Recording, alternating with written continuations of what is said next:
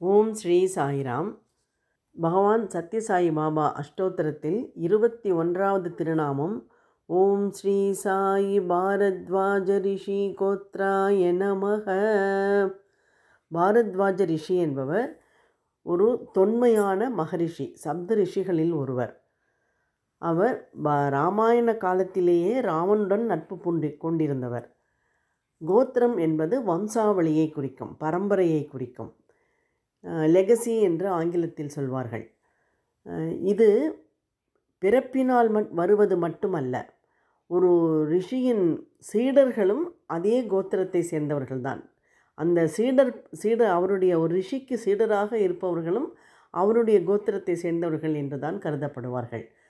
சாய்பாபா தன்னை பாரத்வாஜ ரிஷி கோத்திரத்தை சேர்ந்தவன் என்று சொல்லிக்கொள்வதன் மூலம் அந்த பாரத்வாஜ ரிஷிக்கு பெருமை சேர்த்திருக்கிறார் என்று தான் சொல்ல வேண்டும்.